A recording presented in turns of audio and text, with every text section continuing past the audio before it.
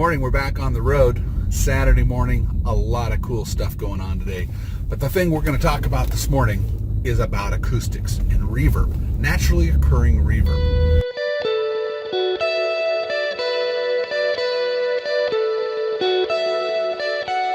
Now, reverb, when you hear it, everybody knows what it is. And people will say, "Oh, it's that echoey sound," right? It's like if you're in a large place and if you say hello, hello, and you sort of hear an echo. Well, echoes are a result of what we would call naturally recurring reverb, and we'll get to why that is here in just a second. But acoustics is the study of sound in a location. So it could be inside, it could be outside. Now, depending on where the sound is and the materials in the room and how far you are from the source of the sound, reverb can sound very different. It can do different things. So there's three things: size of the room, the materials in the room, and the distance from the sound source. You're going to hear reverb act very differently. So, in the example, if you went to one of these modern hip restaurants where there's a lot of people, there's a bar on one side, so there's a lot of people talking, and there's a lot of tables of people waiting at the door to try to get in. You've probably been to a restaurant like this, and it's loud. And a lot of these restaurants, was trying to be real trendy, they will go ahead and build a room that's got a lot of hard surfaces. In other words, the sound is very reflective on hard surfaces. You kind of keep that in mind. It reflects, it bounces around, and it kind of creates a real frenetic energy in that room. And people who are marketers and things, they want to try to create those kinds of feelings so that people want to be there. Ooh, I love the energy. Older people, especially people who have any type of hearing loss, that will drive them absolutely crazy. They hate the feel of it, the sound of a room that way.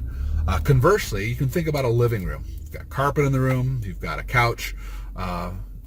So it's got a very warm, soft sound to it, and you don't hear a lot of what you would call reverb. That's, again, because of the materials in the room. A lot of things that are absorbing the sound. Instead of the sound bouncing around the room, it's being absorbed. Now, let's talk a little bit further, though, about why that is. Naturally occurring reverb happens because, well, number one, we're human beings, and we have two ears. And because we have two ears, it gives us the ability to locate sounds inside of a space.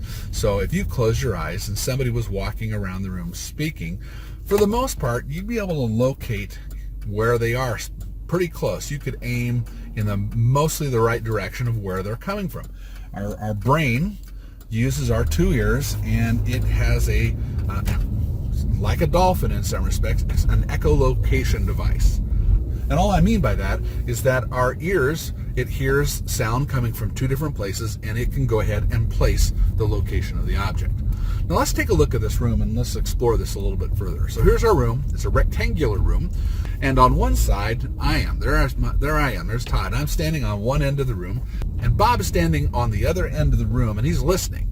As I begin to speak from the other end of the room, and this room is let's say it's just it's a wood floor, and it's got drywall and a false ceiling, so it's pretty live. A lot of reflective sound, and you can hear a lot of reverb on the room. Let's see really what's going on though when this happens. As I begin to speak on the one side of the room, the sound travels directly to Bob. As it gets to Bob, he can hear that. But sound doesn't always move in one direction. It moves in multiple directions. So it's going to go ahead and hit the walls on the sides, it's going to hit the ceiling, and it's going to hit the floor in multiple places in each of those spots. So as it hits each of those locations, it's also going to meet Bob on the far end of the room at a different time. Because it's at a different time, that's what creates the sensation of distance. So the further that Bob is away from the sound source, you're going to hear more reflections of that sound of my voice bouncing off the walls and finally meeting at Bob. Bob's two ears are going to try to make sense of what it hears, and it's going to make the assumption that I am far away. Now, if I I move closer to Bob, there is less reflections, or the times that the reflections actually take to get from the wall to get to Bob are further away. And our brain automatically figures out he's closer.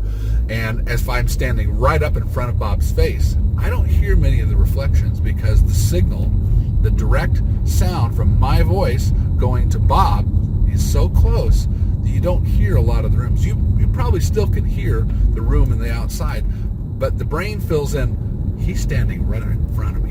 Why don't you back off, you son of a gun? So that's a quick way to think about how reverb works. Now, there's machines that create this, reverb units, and they will create various types of effects, such as reverb, delay, chorus, and these are various different types of conditions of taking the original sound source, as it is coming from me to Bob, and then taking a secondary source, like a reflection, and deciding what we're going to do with that secondary source. In some fancy units, they all try to create the sensation of lots of reflections, the type of room it is, whether it's very live or very dead, and it can create pretty good the feel of natural acoustic rooms. So that's just a quick way to understand how reverb works. Again, so the three things that make reverb sound the way it does is the size of the room you're in, the types of materials that are in the room, and the distance from the original sound source.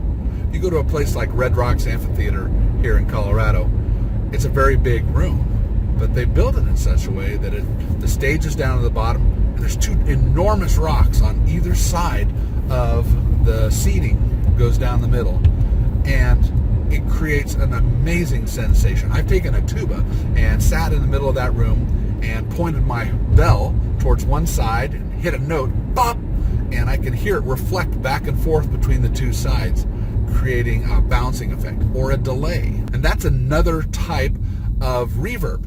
It's just a secondary source after the direct source of sound that is coming at you. So that's reverb. Hey, if you liked what you heard today, please go ahead and hit the like button and go ahead and subscribe to the channel. I'd love to hear your thoughts about acoustics and reverb as well, so leave your comments below.